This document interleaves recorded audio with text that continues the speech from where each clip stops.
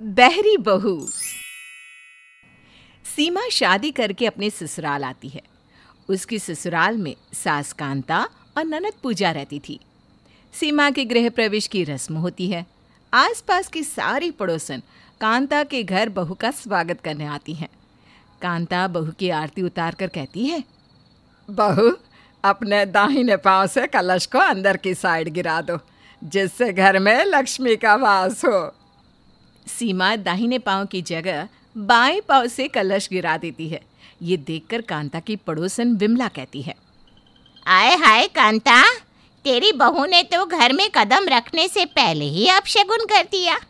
अब न जाने तेरे घर का क्या होगा। ये क्या किया बहू? तुझे बोला था ना कि दाहिने पांव से कलश गिराना है, लेकिन तूने बाएं पांव से गिरा दिया। माँ जी, मुझे माफ़ कर दीजिए। मुझे ना थोड़ा ऊंचा सुनाई देता है। अगर मुझे अच्छे से सुनाई देता तो मैं भला ऐसा क्यों करती। देख ले कांता, तेरी बहू घर में घुसने से पहले ही नाटक करने लग गई। कल को ऐसा ना हो कि तेरी कोई भी बात इसको सुनाई ही ना दे। अरे चुप कर विमला, तुझे लोगों के घर में आग लगाने के अलावा कोई काम आता है क्या? अरे मेरी बहू तो लाखों में एक है। तू देख लियो, पूरे मोहल्ले में सबसे अच्छी बहू बनेगी है। सच्ची बात हमेशा कड़वी होती है कांता। अरे ये सब छोड़ और आगे की रस्म को पूरी करते हैं। हम इस बारे में बाद में बात करेंगे। इतना बोलकर कांता सीमा की गृह प्रवेश की रस्म पूरी करती है और सीमा को कमरे में आराम करने के लिए भेज देती है। अगले दिन सुबह सीमा की पहली रसोई होती है। घर के सभी लोग सोकर उठ जाते हैं, लेकिन हमारी सीमा वो तो अभी तक सो रही होती है। ये देखकर सीमा की ननद पूजा कहती है, देख रही हो माँ, आज भाभी की पहली रसोई है, लेकिन वो तो अभी तक सो ही रही है। हाँ, कहीं इसकी तबीयत खराब तो नहीं, वरना अभी तक तो ये सोकर उठ जाती। रुक, मैं उसके कमरे में जाकर देखती हूँ। कांता सीमा के कमरे में जाती है और सीमा पर हाथ रखती है। बहू, बहू, सो लिया, उठ जा, सूरज सर पर चढ़ाया है। आज तेरी पहली रसोई है ना। सीमा आंखें खोलती है। माँ जी, आप यहाँ? मुझे माफ़ कीजिए, मैं ना जल्दी सोकर उठ नहीं पाई। मुझे अलार्म की आवाज़ सुनाई नहीं दी। अगर मेरे कान सही होते ना तो आपको इतनी तकलीफ़ नहीं होती। अब कोई बात नहीं बहू, मुझे पता है कि तू ये सब जानबूझकर नहीं कर रही है। चल, आज तेरी पहली रसोई है ना, उसके लिए तैयार हो जा और जल्दी से नीचे आ जा। सीमा हल्की सी मुस्कान के साथ कांता को हाँ कहती है और कांता उसके कमरे में चली जाती है। कुछ देर बाद सीमा अच्छे से तैयार होकर रसोई में आती है और खाना बनाने लगती है। कांता सीमा को पहले ही दिन से बेटी जैसा प्यार देने लगती है। कुछ देर बाद खाना बनता है और सब बैठकर खाना खाते हैं और सीमा के खाने की खूब तारीफ करते हैं, जिसे सुनकर वो मन ही मन खुश होती है। ऐसे ही दिन बीतते हैं। एक दिन सीमा के पति सुरेश को ऑफिस जाने में लेट हो रहा था और वो सीमा को जल्दी से नाश्ता बनाने के लिए कहता है, लेकिन सीमा तो सुनती ही नहीं। ये देखकर सुरेश को गुस्सा आता है। तुमको सुनाई नहीं दे रहा है क्या? मैं तुम्हें कब से नाश्ते के लिए बोल रहा हूँ और तुम गाना गुनगुना रही हो। क्या हुआ जी? आप इतना गुस्सा क्यों कर रहे हैं? आपको कुछ चाहिए था क्या? तुम सच में बहरी हो या बस नाटक करती रहती हो ताकि कोई काम करने की जरूरत ना पड़े? कैसे बात कर रहे हैं आप? मैं बहरी नहीं हूँ, मुझे बस थोड़ा ऊंचा सुनाई देता है। अगर मुझे सब सुनाई देता तो क्या मैं आपके बात को सुना करती? इतना बोलकर सीमा रोने लगती है। सीमा को रोता देखकर सुरेश को दया आती है। मुझे माफ़ कर दो सीमा, मैंने तुम्हारा दिल दुखाया। मुझे तुम्हें समझना चाहिए था। कोई बात नहीं सुरेश जी, मुझे इसकी आदत हो गई है। आप चलिए, मैं आपके लिए नाश्ता बना देती हूँ। नहीं, रहने दो सीमा, आज मैं बाहर से ही कुछ खरीद कर खा लूँगा। तुम सो जाओ, या फिर वो तुम्हारे गाना गुनगुनाने का प्रोग्राम कंटिन्यू करो। इतना बोलकर सुरेश वहाँ से चला जाता है। सीमा अपने कमरे में सो जाती है। ऐसे ही दिन गुजरते हैं और एक दिन सीमा फ़ोन पर बात कर रही होती है, तभी पूजा उसे देख लेती है और खुद से कहती है, भाभी फ़ोन पर बात कर रही है, बिल्कुल एक नॉर्मल इंसान की तरह, लेकिन इनको तो सुनाई नहीं देता, तो इतना हंस हंस कर बातें कैसे कर सकती है? पक्का दाल में कुछ काला है।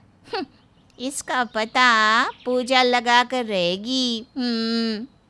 पूजा सीमा को आवाज़ देती है और सीमा फ़ोन काटकर अपने पीछे छुपा लेती है और कहती है, हाँ बोलो ना सीमा, तुम्हें कोई काम है क्या? नहीं, कुछ नहीं भाभी, लेकिन आप ये बताइए, अब हमसे क्या छुपा रही हैं और यहाँ क्या कर रही हैं? नहीं, कुछ भी तो नहीं, मैं तो बस थोड़ा घूमने आई थी। अच्छा, तो यहाँ आपके साथ कोई और भी है क्या? मुझे लगा आप किसी से बात कर रही थी।